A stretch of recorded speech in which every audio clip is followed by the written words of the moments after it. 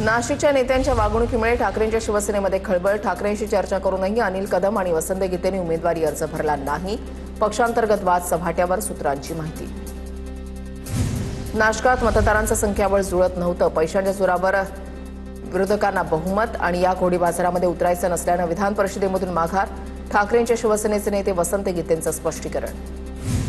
राजू साबळेंना डावलून अनिकेत तटकरेंना उमेदवारी दिल्यानं राजकीय वर्तुळात चर्चा. राजकारणामध्ये शब्द पाळायचे असतात का? राजू साबळेंकडून खंत व्यक्त. तटकरेंनी अनेकांना शब्द देऊन घरी बसवलं, दळवींची टीका. पुणे विधान परिषदेसाठी पवारांच्या राष्ट्रवादी विरुद्ध अजित पवारांची राष्ट्रवादी. खासदार सुप्रिया सुळे काँग्रेस भवनमध्ये राष्ट्रवादीच्या उमेदवारासाठी नगरसेवकाशी संवाद साधणार. विक्रम काकडे आणि श्रीकांत पाटील यांच्यामध्ये लढत होणार. पुण्यात राष्ट्रवादीकडून विक्रम काकडेंना उमेदवारी दिल्यानं पक्षामध्ये नाराजी. संजय काकडे आणि अनिल भोसलेंसोबत अजितदादांचा वाद झाला होता. याच कारणावरून राष्ट्रवादीमधील काही पदाधिकारी नाराज. राष्ट्रवादीत प्रवेश केल्यानंतर संजय काकडेंची सोशल मीडियावर पोस्ट. अजित पवारांसोबत 1999 पासून मैत्रीचे संबंध होते. राष्ट्रवादीत प्रवेश करताना आनंद वाटला. काकडेंची प्रतिक्रिया. पक्षप्रवेशानंतर राष्ट्रवादीकडून विक्रम काकडेंना पुणे परिषदेची उमेदवारी. पुण्याचे एनसीपीचे उमेदवार विक्रम काकडे पार्थ पवारांच्या भेटीला. कोणताही वाद नाही, सर्वांची नाराजी दूर करू, विक्रम काकडेंची प्रतिक्रिया. अब्दुल सत्तारांना मुख्यमंत्री आणि उपमुख्यमंत्र्यांनी मुंबईला बोलावलं. दुपारी बंडखोरीबाबत चर्चा होणार. शिवसेनेचे 6 आमदार आणि एका खासदारासोबत शिंदेंची बैठक. संभाजीनगर जालना विधान परिषदेच्या जागेसाठी अब्दुल सत्तारांच्या मुलानं बंडखोरी करत अर्ज दाखल केला. सत्तार शिंदेंनीच घेतलेल्या निर्णयाला विरोध करतायत. सत्तार यांनी वेळीच ठिकाणावर यावं, प्रशांत बम यांचा निशाणा. फॉर्म्युला ठरलेला असताना विरोध करणं म्हणजे शिक्षणाचा अभाव, प्रशांत बम यांची टीका. अब्दुल सत्तारांनी कामाख्या देवीची महती सांगावी हे हास्यास्पद. संजय केनेकरांची अब्दुल सत्तारांवर टीका. सत्तार स्वतःच्याच पक्षश्रेष्ठींना आव्हान देतात. केनेकरांचं वक्तव्य तर भाजपवर शिवसेना संपवण्याचा सत्तारांचा आरोप. जळगाव विधान परिषद निवडणुकीमध्ये महायुतीचा विजय होईल. राज्यामध्ये विरोधकांची एकही जागा निवडून येणार नाही, मंत्री गिरीश महाजनांची टीका. ठाण्यामध्ये शिवसेनेच्या रवींद्र फाटक यांचा अर्ज भरताना भाजप आमदारांची गैरहजेरी. गणेश नाईक, रवींद्र चव्हाण, केळकरांसह 9 आमदारांची अनुपस्थिती. नाराजीच्या चर्चांना उधाण. नागपूर विधान परिषदेचे भाजप आणि काँग्रेसचे उमेदवार कोट्याधीश. भाजपच्या राजू पोद्दारांची संपत्ती 38 कोटी तर काँग्रेसच्या अतुल लोंढेंची 2.25 कोटींहून अधिक संपत्ती. कांद्याच्या प्रश्नावरून आज पुण्याच्या मनसरमध्ये विराट क्रांती महामोर्चा. काँग्रेस प्रदेशाध्यक्ष हर्षवर्धन सपकाळ, आमदार रोहित पवार, खासदार अमोल कोल्हे उपस्थित राहणार. मंचरमध्ये मोर्चाच्या पार्श्वभूमीवर पोलिसांचा मोठा बंदोबस्त तैनात. कांद्याला कवडीमोल भाव मिळत असल्यामुळे शेतकऱ्यांमध्ये संताप.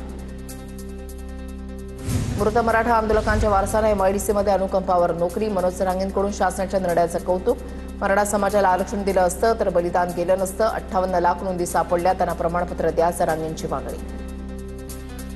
8 जून रोजी इंडिया आघाडीची बैठक होण्याची शक्यता. यापूर्वी ही बैठक 6 जून रोजी नियोजित होणार होती, पण या बैठकीला विरोधी पक्षातील इंडिया आघाडीचे प्रमुख नेते उपस्थित राहणार. रिक्षा टॅक्सी चालकांना मराठी सक्तीसाठी कायद्यामध्ये कडक तरतूद केली जाणार. परिवहन विभागाचा निर्णय. या संदर्भातील कच्चा मसुदा विधी आणि न्याय विभागाकडे पाठवला.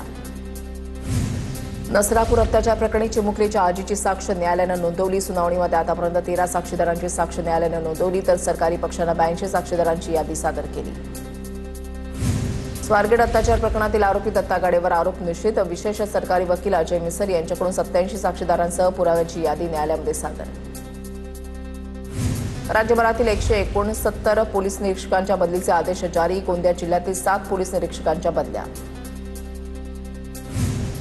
नागपूरहून मुंबई आणि दिल्लीसाठीच्या विमान फेऱ्या पूर्ववत करा. केंद्रीय मंत्री नितीन गडकरींचे एअर इंडियाला पत्र. विमान फेऱ्या रद्द केल्यानं प्रवाशांची मोठी गैरसोय. सर्वसामान्यांना महागाईची झळ. नागपुरातील प्रसिद्ध तरी पोहा महागला. तरी पोह्यांचे दर प्रति प्लेट 5 रुपयांनी वाढले. 40 रुपये तरी पोह्यांचे दर 45 रुपयांवर पोहोचले. सिलेंडरच्या दरामध्ये वाढ झाल्यानं खाद्यपदार्थांच्या किमती वाढल्या.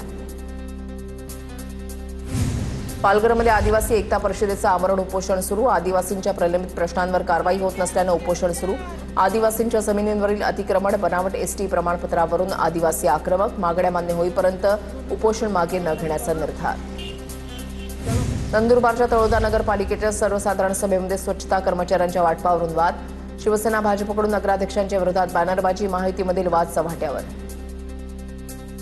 नंदुरबार पुणे मार्गावर खासगी ट्रॅव्हल्सची मनमानी. प्रवाशांकडून अवाजवी भाडे वसुली. वाहतूक पोलीस आणि आरटीओ प्रशासनाच्या दुर्लक्षामुळे अवाजवी भाडे वसुलीचा आरोप, बस चालकांवर तातडीनं कडक कारवाई करण्याची मागणी.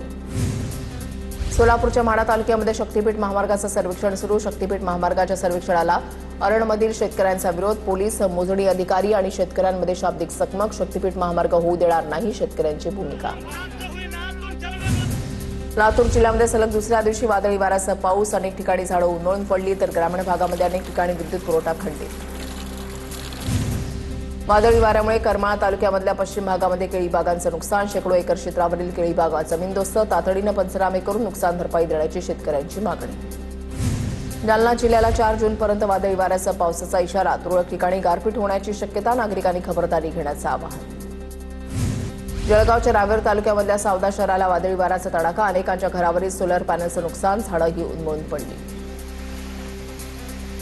अमरावतीच्या बाजारपेठेमध्ये लाल मिरचीच्या दरामध्ये लक्षणीय वाढ. 280 ते 320 रुपये प्रति किलो दरानं विक्री सुरू. मिरची पावडर आणि मसाला उद्योगाला फटका. धाराशिवच्या परंडा तालुक्यामधल्या सीना कोळेगाव धरणामध्ये केवळ 6.78% पाणीसाठा. गेल्या वर्षीच्या तुलनेमध्ये यंदा धरणामध्ये 13% पाणीसाठा कमी. पाणी टंचाईचं संकट.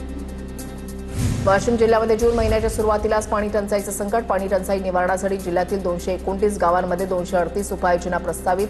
सध्या 103 गावातील विहिरींचं अधिग्रहण. 2 गावांना टँकरद्वारे पाणी पुरवठा सुरू. जालन्यात विडोळी ते देवठाणा शिवपाणंद रस्त्यासाठी अडथळा. शेतकऱ्यांचं मंठा तहसील कार्यालयाच्या समोर उपोषण.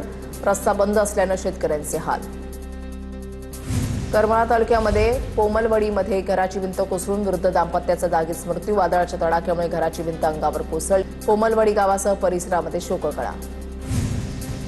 छत्रपती संभाजीनगरच्या पैठणमधील पाचोडमध्ये वृद्ध महिलेवर अत्याचार. मदतीच्या बहाण्यानं 28 वर्षीय तरुणाकडून 80 वर्षीय वृद्ध महिलेवर अत्याचार.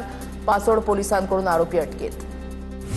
सोलापुरात मौलानानं चिमुकलीचा विनयभंग केल्याची घटना. आरोपी मौलाना उमर रिझवीला 2 दिवसांची पोलीस कोठडी. आरोपी उमर रिझवी मूळचा उत्तर प्रदेशचा असल्याची माहिती. वाशिममध्ये क्षुल्लक कारणावरून तरुणाला लोखंडी रॉडनं मारहाण. 10 ते 12 जणांकडून लोखंडी रॉडनं मारहाण. 4 जण जखमी. दुचाकीला कट मारल्याच्या कारणावरून मारहाण. तरुणाच्या कुटुंबातील सदस्यांनाही लोखंडी रॉडनं मारहाण. पालघरच्या सातपाटी गावातील 133 जणांची फसवणूक करणारा अटकेत. आरोपीकडून 3 किलो सोनं आणि 1 कोटींची फसवणूक. नव्या डिझाईनचे आमिष दाखवून फसवणूक. न्यायालयानं 5 दिवसांची पोलीस कोठडी सुनावली. मुंबई अहमदाबाद महामार्गावर बल्कर ट्रकला आग. ट्रकची केबिन जळून खाक. चालक सुखरूप. या घटनेमध्ये जीवितहानी नाही. अग्निशमन दलाला आग विझवण्यात यश. पुणे सातारा महामार्गावरील सारोळा गावाच्या हद्दीमध्ये दुचाकीला अज्ञात वाहनाची धडक. दुचाकीवरील दोघांचा जागीच मृत्यू. राजगड पोलीस ठाण्यामध्ये अज्ञात वाहन चालकाच्या विरोधात गुन्हा दाखल.